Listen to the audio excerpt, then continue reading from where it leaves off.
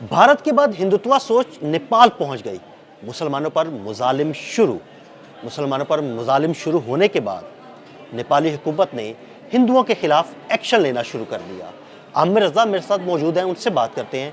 आमिर भाई, मोदी की हिंदुत्वा सोच नेपाल भी पहुंच गई, मुसलमानों के खिलाफ बड़े शदीद किस्म के मुजालिम शुरू हो गए हैं। नेपाली हुकूमत क्या कर रही है? देखिए, पहली बात तो यह है कि मैं बड़े अरसे से ये बात कह रहा हूँ कि भारत जो है खत्ते में तनहा रह गया। और मैं आपको तरतीब से बताया करता हूँ कि बांग्लादेश, चाइना, नेपाल, पाकिस्तान, ये तमाम वो मुल्क हैं, श्रीलंका, जिनका भारत के साथ जो है कोई ना कोई तनाज़ा रहता है।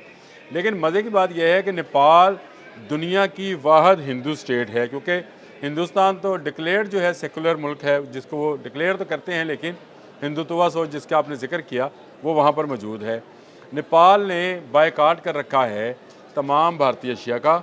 नेपाल ने बायकाट कर रखा है तमाम भारतीय फिल्मों, चैनल्स और ड्रामों का।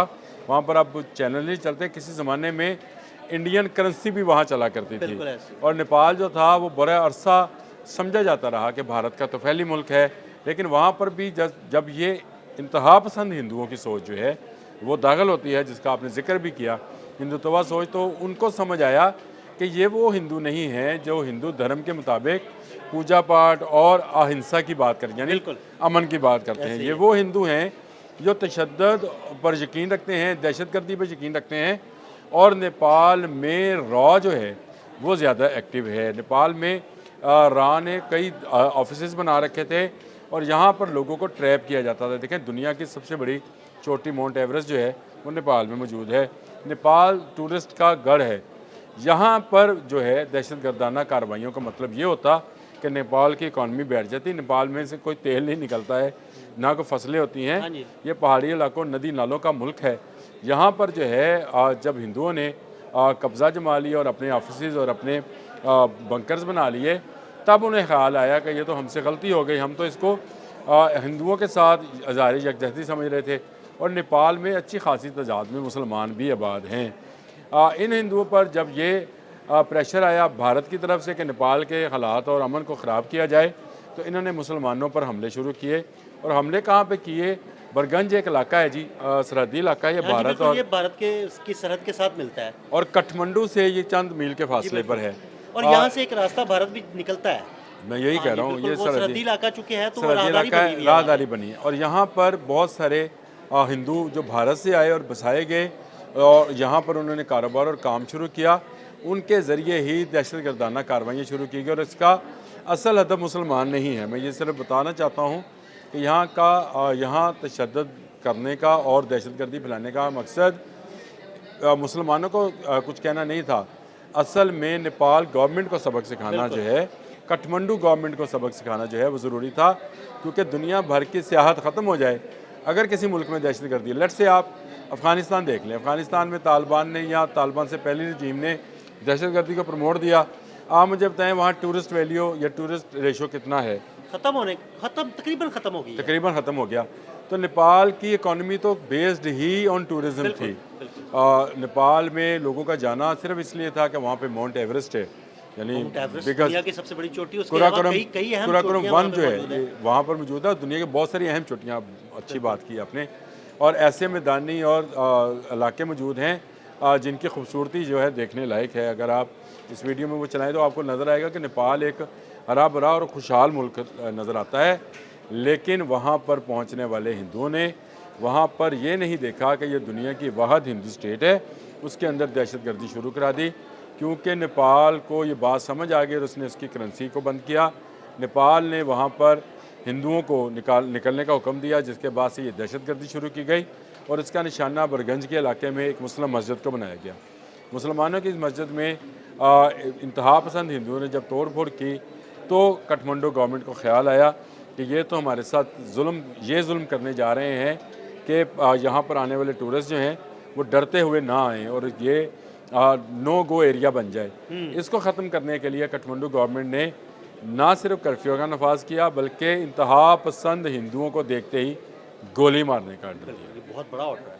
ये बहुत बड़ा आर्डर होता है कि ये उनको समझ आ गई कि ये इंतहा पसंद हिंदू जो कि भारतीय सपोर्टेड हैं और भारतीय पैसा इसमें इन्वॉल्व है, ये वही फितनल हिंदुस्तान है जिसका शिकार पाकिस्तान बलूचिस्तान के अंदर है, खैबर पख्तूनख्वा में है, पंजाब में है, वही फितनल हिंदुस्तान चल कर जो है वो नेपाल तक पहुँच गया। और आमिर भाई, नेपाल में- आपने एक बड़ी ज़बरदस्त टर्म इस्तेमाल की, मैं वो टर्म अपने नाजरीन के साथ दोबारा शेयर करना चाहूँगा, हिंदू और इंतहा पसंद हिंदू। हाँ, ये बिल्कुल देखिए दोनों में बहुत फ़र्क हो गया ना, आपने मैंने ये फ़र्क कर दिया कि देखिए हिंदू और इंतहा पसंद हिंदू।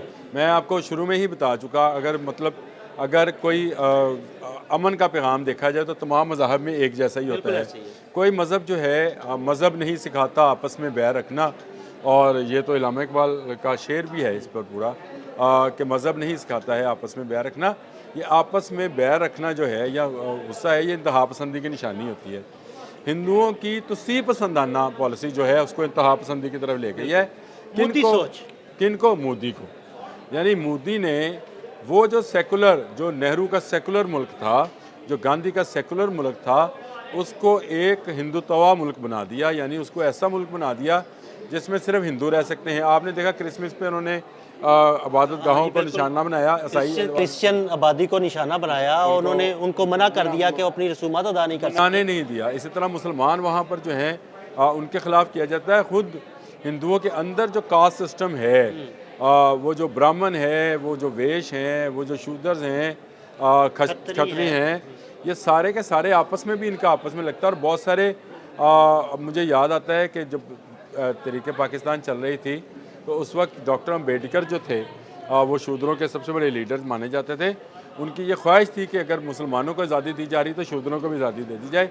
इनके अपने ही सिस्टम के अंदर ऐसे लोग मौजूद हैं जो इनके हाथों इस्तेसाल का शिकार हैं। तो ये बिल्कुल आपने सही कहा, लफ्ज़ बोला था मैंने भी शुरू में यही बात की थी कि हिंदू और इंतहा पसंद हिंदू, इसमें फ़र्क करें। मतलब इसमें इस तरह से फ़र्क करें कि मुल्क हिंदुस्तान और फितनल हिंदुस्तान, बिल्कुल बिल्कुल, ये इस तरह से फ़र्क किया जा सकता है। जो ये फितनल हिंदुस्तान बलूचिस्तान में या अफ़गानिस्तान के रास्ते पाकिस्तान में कर रहे हैं, वही सोच इनकी नेपाल में भी है। और नेपाल पर भी ये कब्ज़ा जमाना चाहते हैं और चाहते हैं कि नेपाल को एक इंडिपेंडेंट मुल्क की बजाय अपनी स्टेट बना लिया जाए। और उसी के लिए अब वहाँ पर रहने वाले मुसलमानों के लिए ज़िंदगी को जीर्ण किया। इनका ख्याल ये था कि काठमांडू गवर्नमेंट जो है इंतहा पसंद हिंदुओं के ख़िलाफ़ कोई इकदाम नहीं करेगी, क्योंकि यहाँ अक्सरियत जो है हिंदुओं की है। लेकिन मैं बता दूं कि जो नेपाली गवर्नमेंट है उसने बेहतर फैसला ये किया। बाकी इसका क्रेडिट जाता है नेपाली गवर्नमेंट, बिल्कुल जाता है कि उन्होंने ये नहीं सोचा कि ये इनका मज़हब या धर्म, मज़हब तो नहीं, धर्म इनका हिंदू है, हिंदुज़म है, तो ये इनको बख्श दिया जाए या इनको जुल्म करने दिया जाए। उन्होंने फौरी तौर पर ना सिर्फ कर्फ्यू नाफिज किया बल्कि शरपसंदों को देखते ही गोली मारने का भी हुक्म दिया।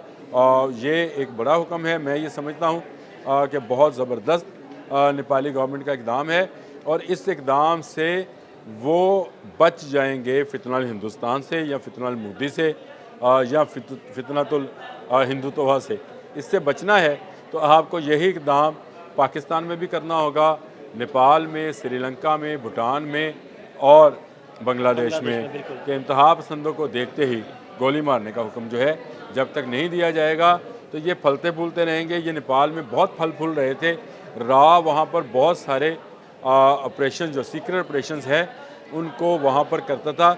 मैं इस वक्त नाम नहीं लेना चाहता, लेकिन एक मरतबा मैंने अदील भाई से जिक्र भी किया था। आपने जिक्र किया था कि एक बंदे को बुलाकर कैसे इन्होंने ट्रैप किया था वहाँ पे और वहाँ से अगवा करके भारत ले गए थे। तो ये वो सारे मामलात हैं जो ये नेपाल से कंट्रोल किया करते थे। और ये मामला जो हैं, मोदी की वो जो सोच थी वो उसको कह रही थी कि अब नेपाल पर कब्ज़ा ही कर लिया जाए।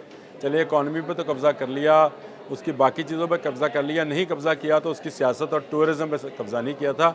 उस पर कब्ज़ा करने की ये सोच थी जिसको नेपाली गवर्नमेंट ने बहादुरी के साथ ना सिर्फ ख़त्म किया है, कर्फ्यू लगा दिया है और वहाँ हिंदू शरपसंदों को देखते ही गोली मारने का हुक्म दिया।